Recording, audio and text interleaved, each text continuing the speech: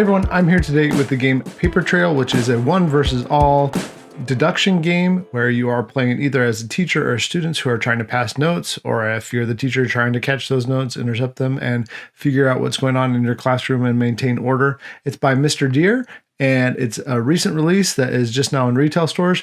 So I'm going to tell you how to play the game a little bit, and then we'll talk about what I think about the game at the end. Thanks for watching. To set up the game, each student is going to get one of these student boards. They're going to get one of these folders, which we'll open up in a second and talk about.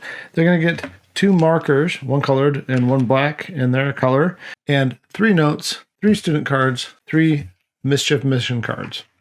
They're also going to get an X and a circle in their player color. We're going to come back to these 3 things in a minute, but what happens next with the teacher, let's talk about that. The teacher also has this big board, and I'm sorry it's glossy, so it's kind of hard to see with my lights here in the studio, but this board, it goes out in the middle, and the teacher is going to be responsible for flow of gameplay, but they receive a black marker and also a marker in each of the student colors. They can put those off to the side, ready to go.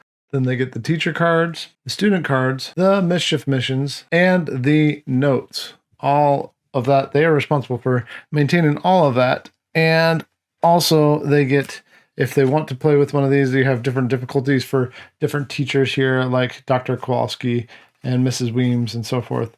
Different teachers that you can play as to change the difficulty of the teacher. There's also a teacher's aid, reminder cards for all the players that show what you do with your starting note and your X.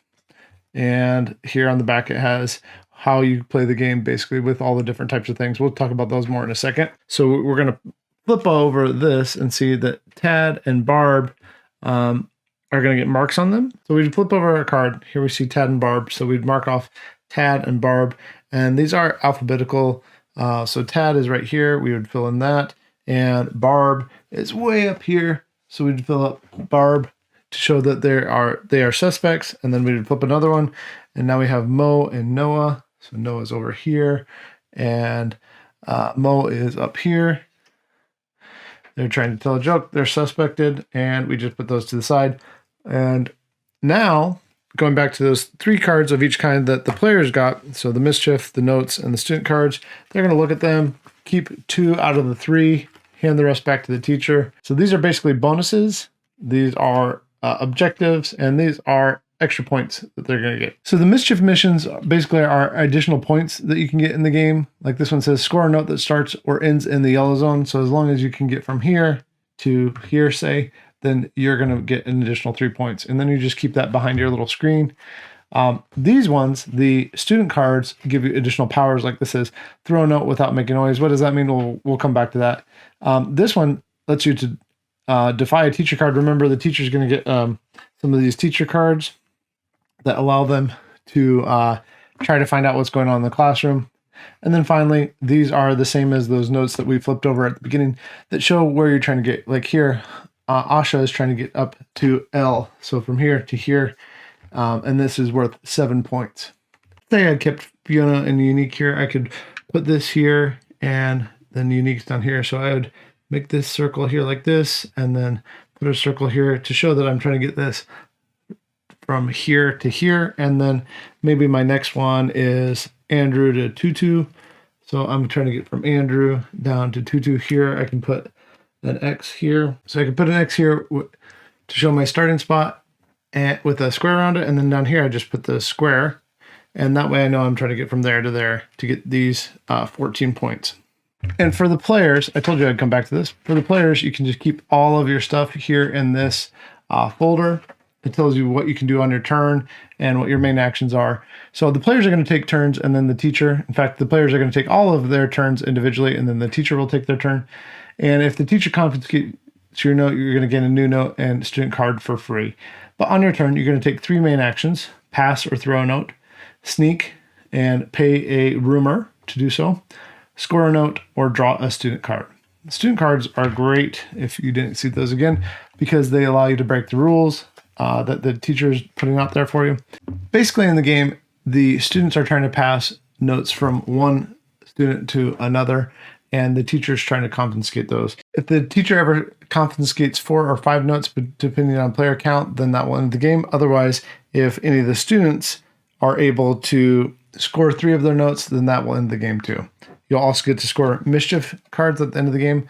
But let's talk more about these actions, both for the students and the teacher. So again, each student is going to get 3 main actions per turn. They can repeat the actions, and they also have these rumors, these little ears that also get spent over here for teachers.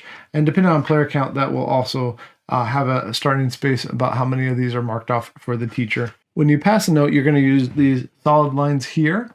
And when you do that, you mark a dot or X on the desk you're moving to, and to show that you've done that movement. Well, multiple notes are allowed on the same desk, and each note may pass over the same desk multiple times. Basically, you're trying to add confusion as you get to where you're going. And then you can also throw a note. That's where these spaces are with the wadded out paper. Again, that's shown here that there's passing and throwing. I just know that the glare makes it a little bit hard to see. But there's a reminder for the teachers there that that's what's going on.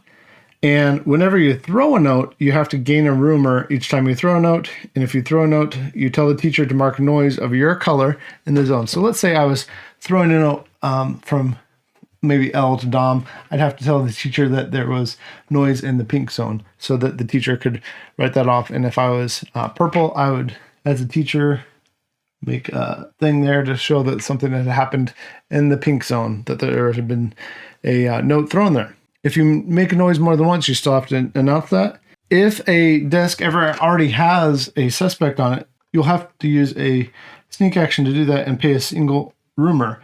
It doesn't matter how many are on here, but you'll have to do that. You can move like normal using the pass a note or throw a note action and then announce to the teacher, I'm sneaking, or I'm paying you a rumor. And you erase a rumor from your particular board, and the teacher gains that rumor that you spent.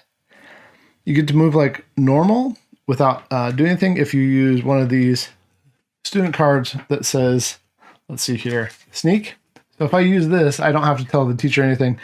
You just hand that in, and they know that you've sneaked, but they don't know where on the board that you've snuck. Snuck? Anyway, this action is just scoring a note. So you'll tell the teacher, I was able to do this. I was able to get from OSHA to L. And that is a main action, but you score the note, you keep it, and then it goes on the scoreboard, which we haven't even talked about. But the scoreboard is this giant board here where they're just going to show that you have scored that 7 points. There's one for each of the 4 players and the teacher. Then they get to erase the notes right from their student board, and the teacher will give the player a new note. So they'll put that one on the scoring board and then get a new note unknown to the teacher. You'll write, again, using either your circles or your X's and your circles and your squares to show where you're going. And so in this case, this one's worth 9. That's even better than the 7-point one. In a 2 or 3 player game, if a student ever reads a note, then the teacher also gets to draw a teacher card for free. Again, these are cards that are going to help the teacher out. Drawing a student card is an action also. The teacher's going to do some different actions. That's to suspect, and they would say, I suspect, let's say Parker. And if they do that, you go around in player order, and they will say either hit or miss. If it's a hit, then you put a question mark there. Probably the player color, actually. So let's say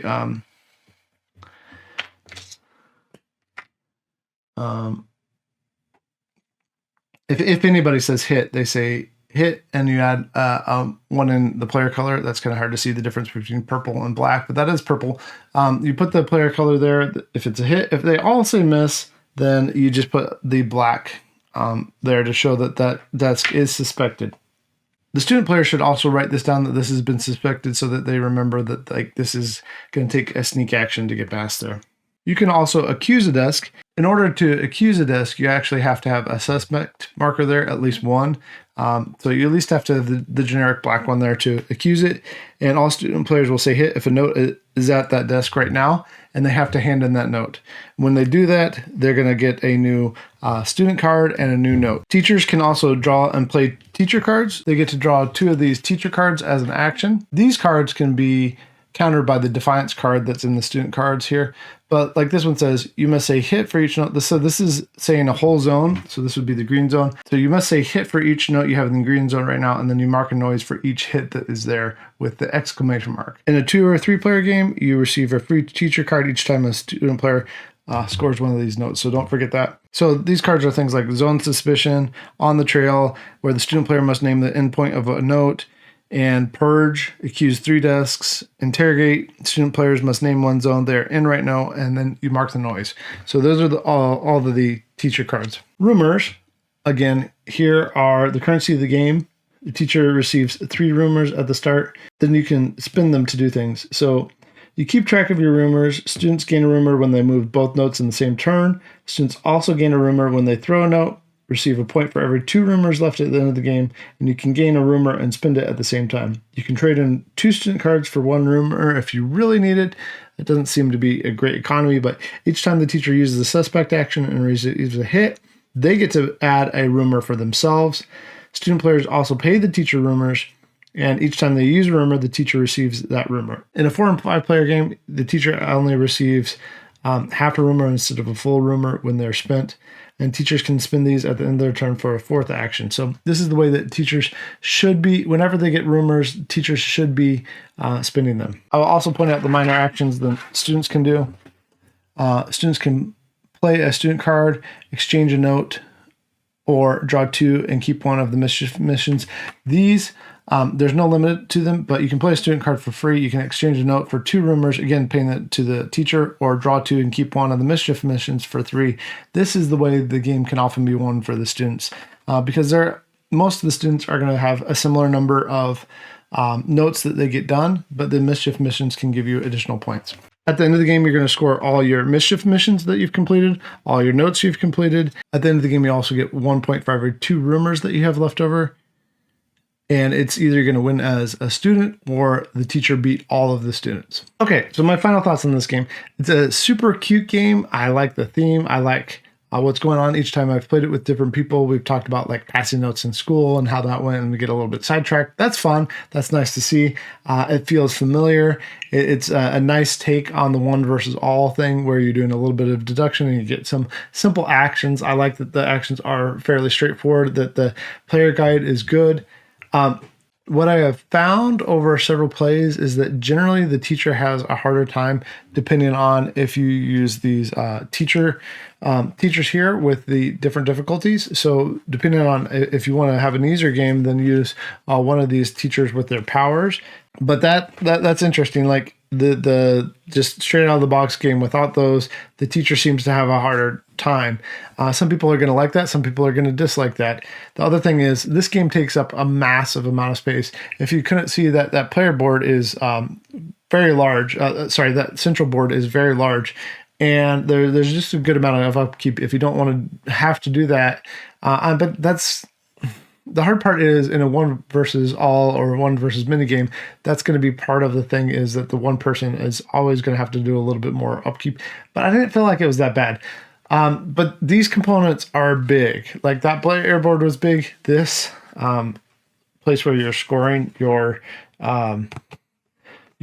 personal cards is huge. Like honestly, you didn't need this. I almost would have preferred a board this size for the main board. Like this is really big. I get that you're trying to mark it off for everybody, but you're calling those out, and they're supposed to be marking them on their boards too. Additionally, the player screens are huge. Like this is like 2 to 3 times the size of a normal player screen. This is all a weird kind of criticism of the game, but like what the truth is that the game takes up a really big amount of space. If you're playing in a 5-player game, it is just taking up a very large table, and so if you're wanting to play this with people, you're going to need a big amount of space. And I think that this game would appeal to more people if the footprint was smaller. The fact that it takes up so much space is going to be, it will honestly be a turnoff for some people. There are nice components. Like this is nice storage for your cards. It's nice that there is all this stuff, and it's nice that these are like glossy boards and all that. I honestly would prefer a matte board, but I understand the glossy is necessary for the dry erase markers and all that.